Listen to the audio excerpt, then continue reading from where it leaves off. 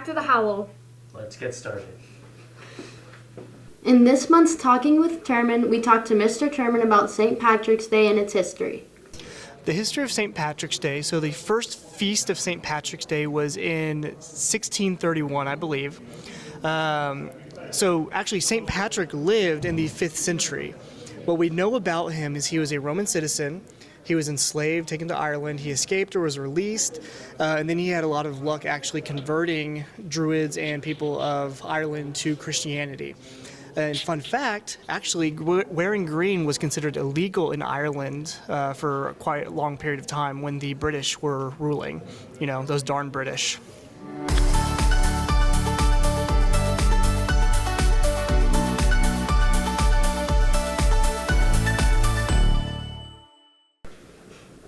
One of the new staff members is Assistant Band Director Mr. Lehman. We sat down with him to learn more about his teaching approach and understand his why behind education.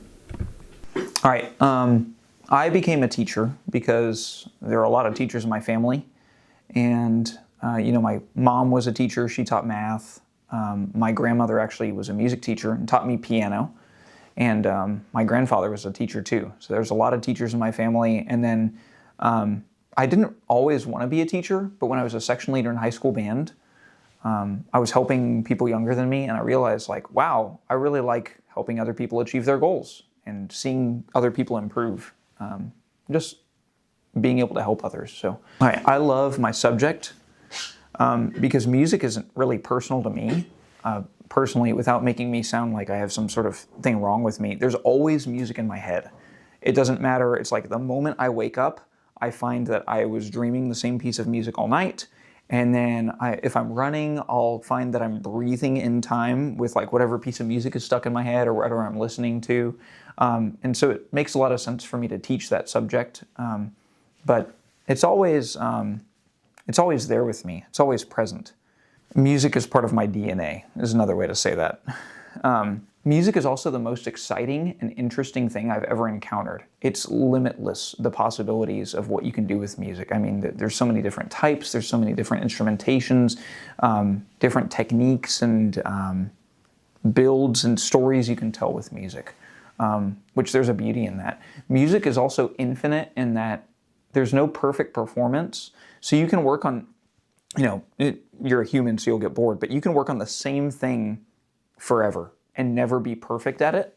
And there's kind of a beauty to that because there's infinite improvement and there's no such thing as a perfect performance. You can always think of something, oh, I could be more creative this way, I could have done this better, and so it's especially the challenge of working with others too in an ensemble, like being in a professional orchestra or in a band or even being in a high school band. There's always something you can get better at, which there's a beauty to, and beauty of building consistency. I think it can be appreciated. Let's get a rundown of all the things happening from this past month at DHS. NHS hosted its very first dodgeball tournament. Student groups created teams and competed bracket style, building up to a student versus teacher showdown. The dodgeball tournament I thought was a great success. Things we were looking for is really we just wanted the kids to have a really great time before we broke out and went to spring break. So from the start of it, I really enjoyed getting to work with both Quentin Cummings and Willie in advertising it during the lunches. Then moving on and getting students involved and having them sign up, making their teams. They're really excited. We get to the point where we're starting to play the games and just watching students just file in just to watch the games and enjoy the play and cheer them on. And then of course the grand finale when they got to play against the teachers and the cheer, dance team, everybody showed up and showed out. Making a line, so everybody got to come through and run through the line. I thought it was just a fabulous experience and I look forward to doing it again next year. Hello, I'm Eric Singletary. I was part of Team Algebros for the dodgeball tournament.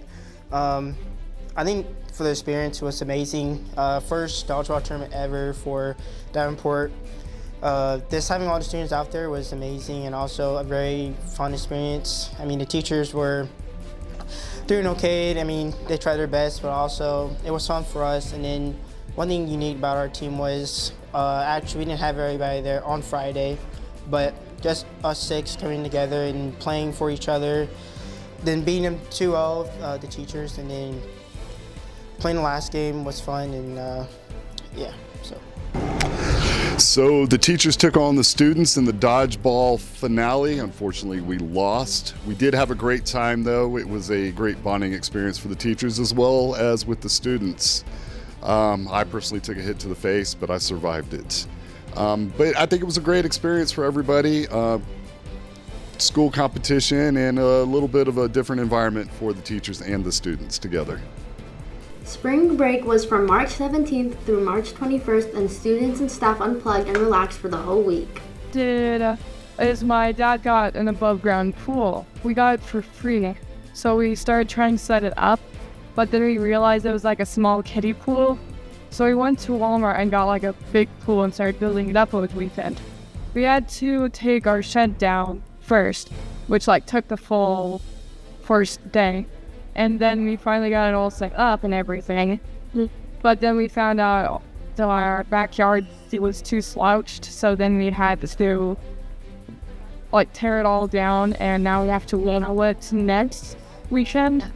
I just went up day. So during my spring break, I went to Florida. Monday through Wednesday, I went to Florida. Thursday through Saturday, I was in Port 8, and then Sunday I came back and I just hung out at the house, and I came back to school Monday. That's all I did. Okay. With spring break, I kind of just chilled out. I did a bunch of side quests, set antique malls, bought some cool stuff.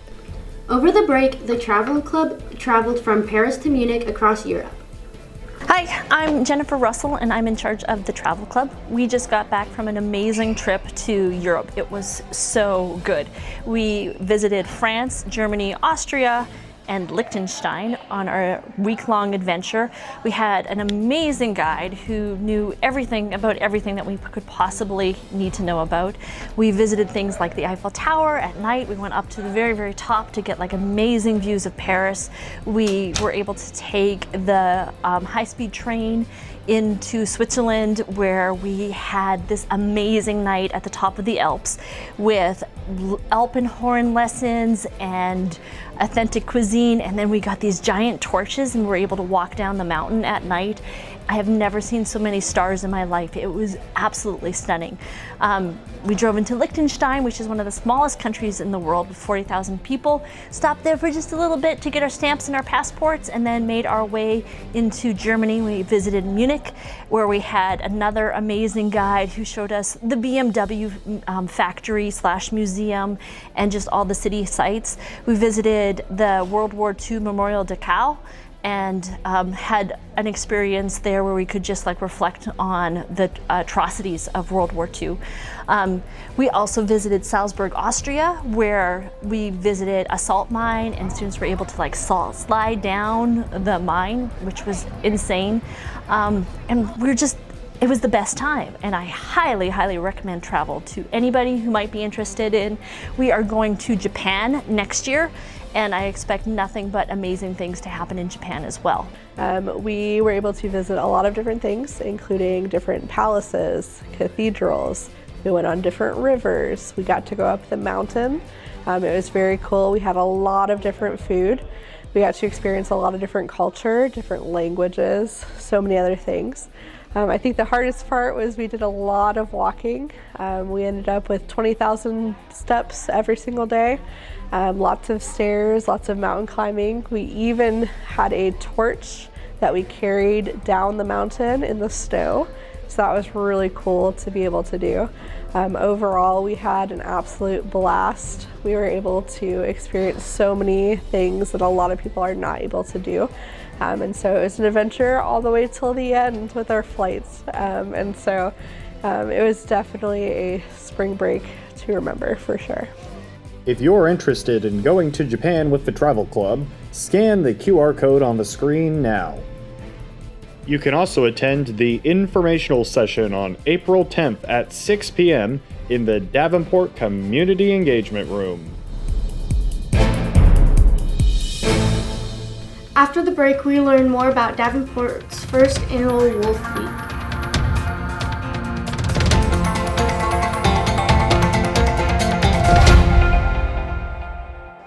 Isn't it so crazy? Our prom this year is going to be at La Fauna Springs. Wait, really? Do you know what day? Yes, so it's going to be April 12th. Oh, do you know, like from 7 to 11 p.m.? Yeah, roughly around that. It's actually going to be circus themed. Have you ever seen The Greatest Showman? No, actually, I've been meaning to see it though. It's really good. Check it out. All right. Do you know where I can get tickets though? So actually, they're not going to be sold at the door. Thank goodness, because last year they did that. It was just so hectic. You can get them from a QR code here, or just check out our website. Oh, bet. I think I'm going to do that though. All right, bet. All right, see you there.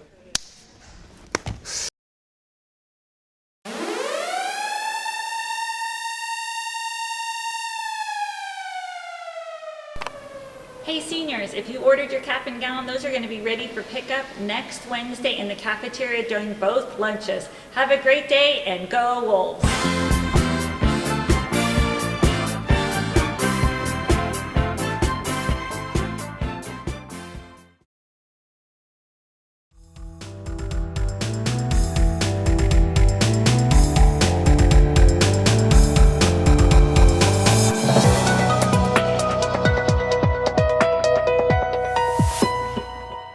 In today's Friday Focus, we focus on the Student Council's first annual Wolf Week. We talked with student leaders in Stuco to learn more about Wolf Week's purpose and highlight some of the festivities leading up to spring break. So we had Wolf Week right before spring break, and it was to help Student Council raise money. And basically, we did pretty good for it being our first time. We got like over $500 just from Kona being here. When we did the Rocky Run and the announcements, that was our biggest like in-school fundraiser, and we got like over $150 in change just for that day. And then wristbands and t-shirts, like we sold a pretty good amount too, so it went pretty decently for our first time around.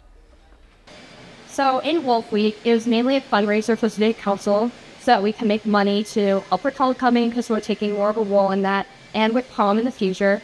And basically, we had pretzels come in, we had snow cones come in, we made the most money from the snow cones, and we partnered with the NHS to do the dodgeball tournament, and we were the ones doing the seats and everything. And it was just a way to start a tradition of having food people can buy, making money for homecoming and prom, and just for people to have fun, so they can watch a fun dodgeball game and get some pretzels the week before spring break. That's all we got for this edition of the HOWL. For more Pack Press, check out our brand new website, packpressmedia.com. Thanks for watching. I'm Sophia. And I'm Alexis. And we'll see you next time on the HOWL.